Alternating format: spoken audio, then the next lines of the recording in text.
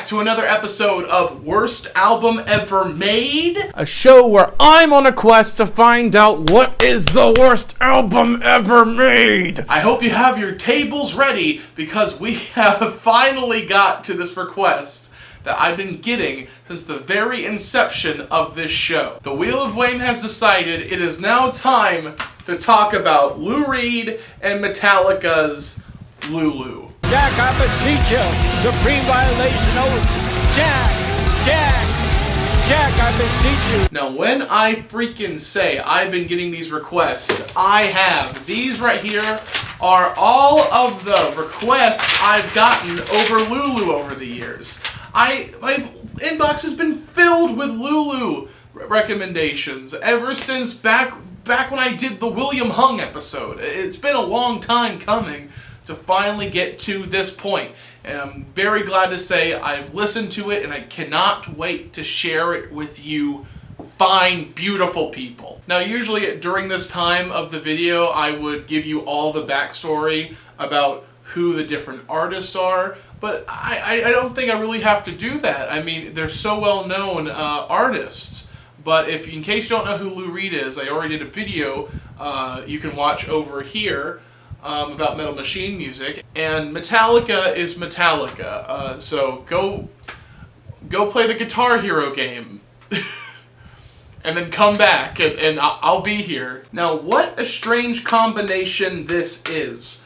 Like, Metallica and Lou Reed are completely opposite sides of the spectrum when it comes to rock music. You got Lou Reed, who's all folky and art house, and then you have Metallica, which is Metallica. And then them coming together, it just doesn't sound like it's gonna work on paper. I mean, it's like trying to make a good sandwich out of just ketchup and peanut butter. It just doesn't sound like it's gonna be good.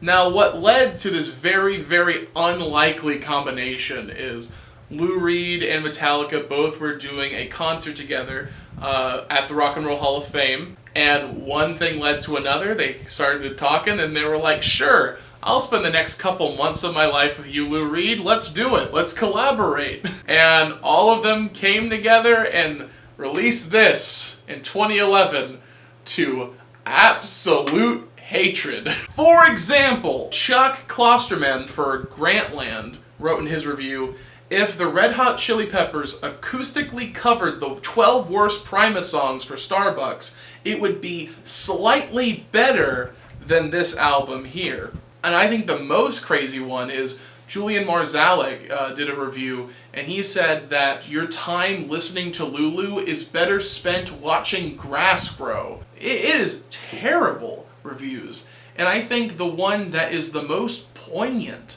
and the one that adds a lot more fuel to this fire on whether or not Lulu is bad or not is Pitchfork. Now, Pitchfork is a review site, like every other review site. Just because somebody has a review does not mean that it's automatically bad or automatically good. It's subjective. But Pitchfork is one that's very interesting to me, and one that I was not expecting from them, where they gave Lulu a 1 out of 10. Here are some of the things I reviewed for this show. They're currently on screen, and these are the current Pitchfork ratings for these albums. And you can see that they are rather high. They're pretty positive. Like Captain Beefheart and his Magic Band got a 10 out of 10. Now, Lulu is a very, very interesting name. When I first heard about this album, I had no idea why they chose a mannequin with no arms and no legs, and I thought it was very, very weird looking, but also it says Lulu on it. I just assumed that was like a nickname for Lou Reed, but that's not the case at all. This is not just any other album. This is a concept album. When I did some research about the play, a whole bunch of this stuff started making sense. So actually, before we get into the album, we now have to ask the question, Who is Lulu? This is Lulu right here. No arms and all. Lulu is a 5-act play written by Fred Wedkind in 1895. Now, to all my theater nerds in the audience, Frank also went on to write Spring Awakening, which led to the Broadway musical adaptation of the same name. Now, Lulu is all about the character Lulu, a character who uses her beauty to manipulate others into getting her way, without any care about those people around them and how that could hurt them. Here are just some of the characters that you're going to see in this 5-act play. First, you have Dr. Gall, Lulu's former husband, who dies of a heart attack after seeing Lulu with another man. Then you have the painter Schwartz, who becomes so enamored with Lulu's beauty he decides to marry her. During this marriage, Lulu cheats on him with his close friend Dr. Schoon. Now when Schwartz finds out this, he's filled with so much dread he decides to take his own life, and Lulu is completely uncaring about it. Next up would be Dr. Schoon. Lulu and Dr. Schoon had an affair together. Lulu with her husband Schwartz at the time, and Schoon with his fiancée. He wanted to call the whole thing off, but after Schoon's death, he decides to marry Lulu. I would say I wouldn't have made the same choice. During this marriage, Lulu meets several new people in her life and begins having an affair with Schoon's son, Alwa. During this time, Lulu and her friends humiliate and belittle Schoon to the point he goes crazy and gives Lulu a gun and he begs her to kill herself. And in response, she shoots Schoon dead and kills him in his own house. Finally, Alwa and Lulu get married, but because of Schoon's death, they became blackmailed, leading to Lulu's untimely end to the knife of Jack the Ripper. Just killed this one dead, yes he did. So yes, that was the story of Lulu, and every single bit of it is important in understanding the album, because if you do not have this kind of context, it is really confusing. I have no idea what this freaker was talking about. So now that we understand this, we can now thoroughly go through the album and really decide if it's worth that 1-star review from Pitchfork. So if you would like Lulu, come over here to the desk and we'll start talking about your album. First song is called Brandenburg Gate. Stay.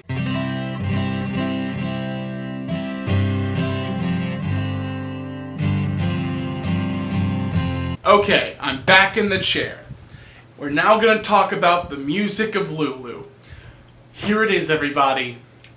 And once again on this show, I am given something that people think is bad, and I have to come over here and tell you it's not that bad. Shocker! Was this the 8th time this has happened?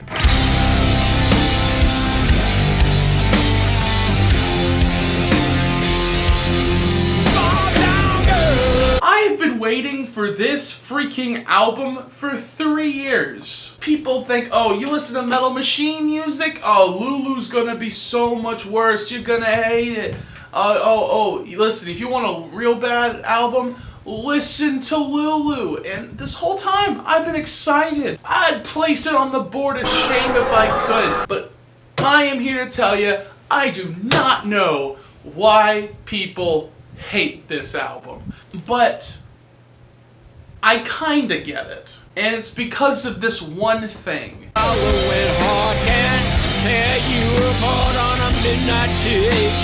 Lou Reed's singing voice has not aged particularly well. And when you isolate just a small little portion of this album, it can sound really bad. That's true, and I'm willing to say that.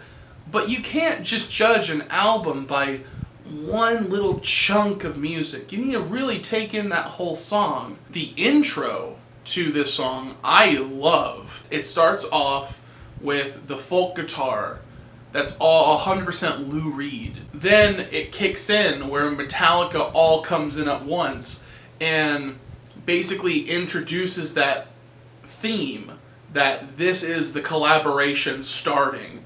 The show has started, the curtain is rising, it's time to watch the Lulu play. Brandenburg Gate is essentially like the opening credits of a movie, trying to set you in to the location and the themes and a little bit of our titular character, Lulu.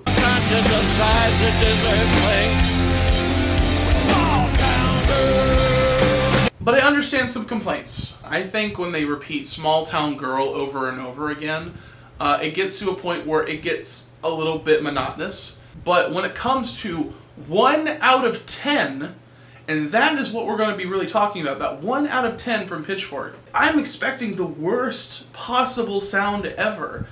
And I'm just not getting it here. The next song is called The View.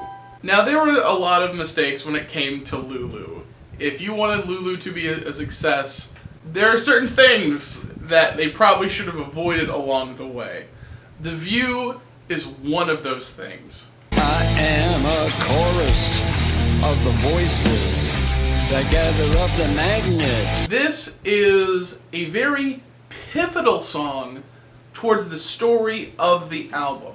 And in the context of the album, it's fine. But for some reason, Lulu and Metallica decided to make this song the single. And that was not the smart thing to do at all. Because The View is confusing as hell. It's not the best sounding song off the record. And the music video, which could have set up a lot of the concepts, they don't do that at all.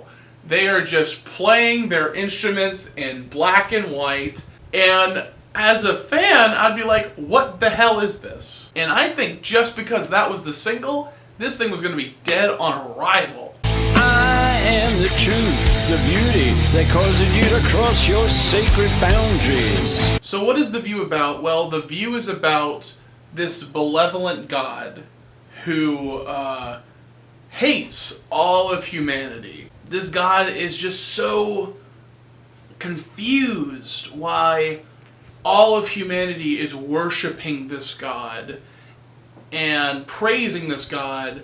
And he's like, why are you doing that? I hate you. And this God's like, basically, I hate all of humanity except for people who are just like me, who actively despise people that worship them. Now that's the plot of the song. But that's not what the song is known for. Not by a long shot. Lou Reed's not the only one who's singing. James Hetfield is also singing backup throughout the song. A lot of the lyrics towards the end of the song start going a little crazy and more off the rails, but there's some things that James Hetfield says that make sense when it comes to the plot of the song. I am the root. I am the view. I am the progress. All of these things kind of make sense when you're talking about a hateful God. But the one thing that people really latched on, I have no idea why it would be any way related to the topic at hand, and that's when James Hetfield stands above God and America and he says, I am the table. I am the table! I am the 10 stories! I am the table! I mean, I don't know. If this was my album, I think I would have scrapped the I am the table part personally. There's really no reason for it. And because they did that, this whole album was memed to death. So many people went on and made memes where they would show off I am the table over and over and over again. And it's kind of been like a synopsis of the entire album is bad because it's the album where James Hetfield keeps saying, I am the table. Again, this was the wrong choice for a single. This next track is called Pumpin' Blood. Pumpin' blood! Pumpin' blood! Pumpin' blood! Pumpin' blood! Okay, this song is going to feature some more sensitive information, so I'm going to plug Lulu's ears here so she doesn't have to hear. Pumping Blood is all about the death of Lulu by Jack the Ripper. The whole song is a lot more heavy, and I think it sounds super sick. With Lulu's death by Jack the Ripper, one of the more interesting lyrics of the song is, and it's repeated a lot, that in the end it was an ordinary heart. Meaning that even though Lulu was so evil and such a bad person, in the end she was human, just like all of us. More blood and it seeps through my skin. Will you adore the river, the stream, the trickle, the tributary of my heart? It's trying in a way to humanize a monster. Very interesting that they went with that for the third song. I think this could be something we could have led up to towards Lulu's demise at the end. It's almost like this whole album is now taking place in a flashback on what led to that moment. Now, even if I think the sound and even the setup and the story is really good for Pumpin' Blood, there are some interesting choices with the lyrics Lou Reed did. They use a lot of words like colored and wiggle my ass like a dark prostitute. And even if this was set in that time frame, there's no real reason in 2011 that we needed to do that. If I waggle my ass like a dark prostitute, you think less of me? Anyway, that's Pumpin' Blood. Next song is called Mistress Dread.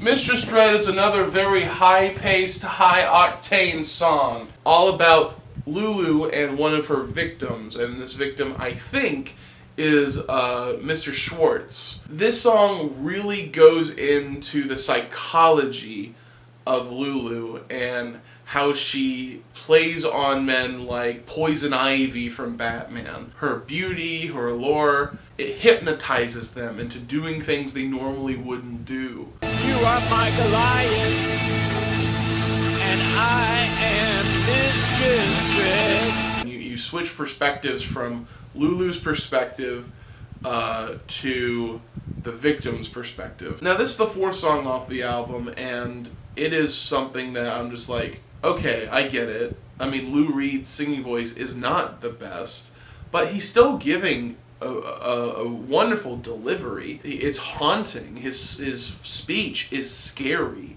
And because he's an older gentleman, it's almost like he's retelling the tale of Lulu. And I think it really works for something like Mistress Dread. And it's not typical. It's not normal. But it's interesting the way he's doing this whole thing.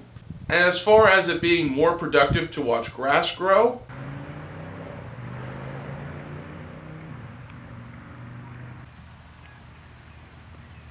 I highly disagree. Next song is called Iced Honey. This is what I think should have been the only single from the album. It's a lot more digestible. You can't put a butterfly in a jar.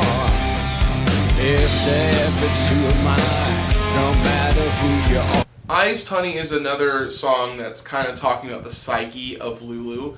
And with it, it sounds like an uplifting song, but it's a song that's kind of about the struggle of being Lulu in a way. She can't really understand human emotions, and she's almost like a contradiction. First you have the sweet side, which is her allure, her beauty, her grace, and everything about her draws people in. With Lulu, her soul is so uncaring. She doesn't care about anyone else, and that's where the ice part comes in. It's a sweet treat you can't enjoy because it is covered by a layer of ice. See if the ice will melt for you. See if the ice will melt for you. Next song is called Cheat on Me. I'm not trying to make an argument that Lulu is one of the greatest albums ever. It should be put on the highest of pedestals. Everyone's wrong for thinking that it's bad. I'm not really saying that here in this video. I'm not trying to put that into the conversation. But what I am trying to say is, how in the world is this only a 1-star, Pitchfork?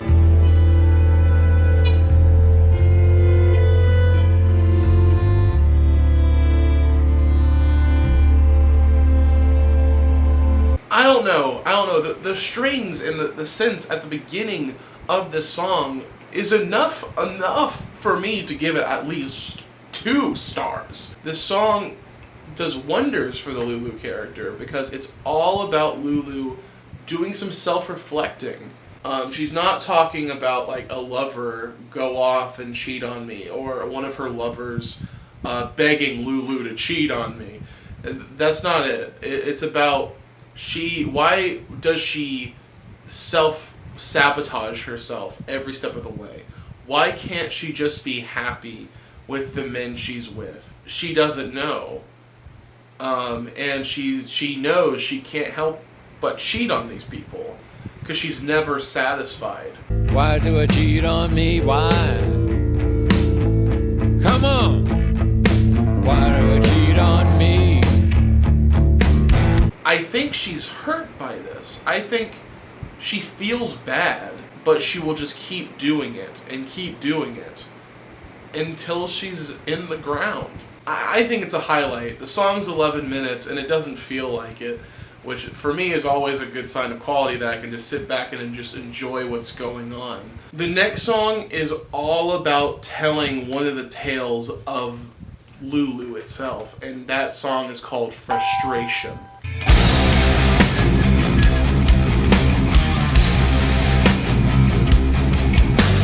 Now, the song Frustration could be heavily inspired by Act 1 of Lulu, where Lulu's husband dies of a heart attack after seeing Lulu have an affair with him with the painter Schwartz. It talks about how his blood rushes up his legs, blood goes up to his nose, and that could be the moment where he's having the heart attack, and the whole thing's just going off in his mind in a moment.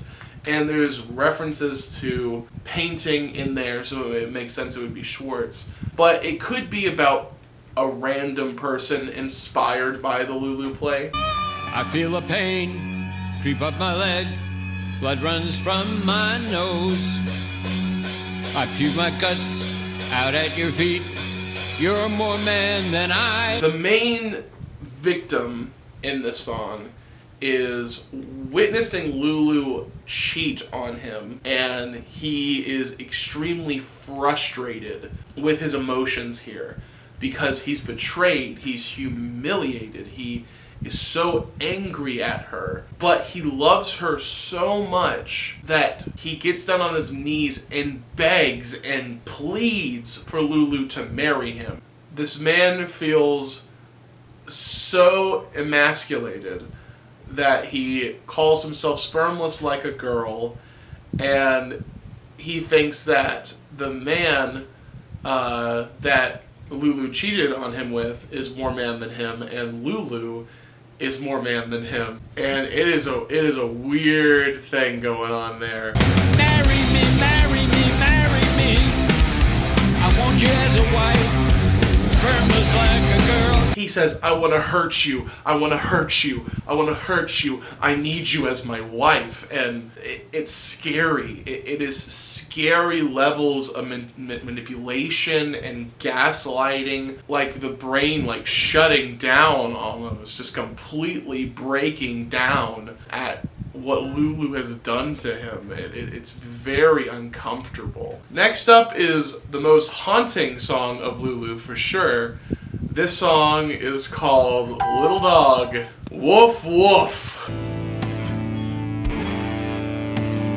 The little man follows his nose. Okay, so with the precursor song being Frustration, you can think of this song as the aftermath of what happens after that. Or you can think about how I do, and this is the part of the play where Lulu is married to Dr. Shun, and Lulu is having an affair with his own son, Alwa, and Shun starts going mad. And the little dog is him, and the big dog that is constantly talked about is Alwa. Shun being left outside while they are actively like having sex in his own house, and he doesn't want to say anything, he doesn't want to be rude, and he doesn't want to disrespect Lulu even though she's actively disrespecting him. I'll wait, it's okay, it'll be fine. I'm sure I'll get my way eventually. All money can do anything. Tell me what it is you want. Just tell me what it is you want. I'm an up while you're a down. It's disturbing disturbing. It makes me want to take a bath afterwards. It is such a terrible situation about just like losing your own sanity and your own humanity just because a person is just treating you like dirt and becoming that dirt. That's true horror to me. Now, this is not the last song coming up, but it is the finale to the Lulu story, it seems. And that song is called Dragon. Poor pitiful creature. Dragon is the companion piece to The View, from what I can tell. What it seems like, from what I can hear, Lulu becomes one with this uncaring creature. Or this uncaring creature the whole time has been Lulu. And Lulu is this benevolent god who comes down to Earth just to torment people for its own amusement. I'm doomed. I'm swearing, waiting for you. In your high heels and nighty, your leather dress squeaking. But the thing that really ties into Lulu getting this godlike status is, in The View, this benevolent god was so interested in why humanity looked up to them and worshipped them, even though they didn't really care about the people on Earth. That is now correlated with people loving Lulu and doing everything for Lulu, and she herself does not care about them. Because of everyone's fascination and affection towards her, she is now on the same status of a godly symbol. And so yeah, that's the end of the Lulu story. There's one song after this, but I think it was a really good concept for this album, and I think it was very interesting. It was a very interesting way of going about doing these songs, all about one central character. But I think it would have been more effective if you had Pumpin' Blood like right before Dragon. Really show Lulu's progression to getting to this point, I think. Would have been a little more successful, but I think the placement of The View in Dragon is perfect. I think Dragon was a good way to end the whole story. Alright, we have finally made it to the final song of Lulu, everybody. And that song is called Junior Dad. Junior Dad is by far the longest song off this whole album, clocking in at 19 minutes and 28 seconds. And the song seems to be entirely about Lou Reed's father.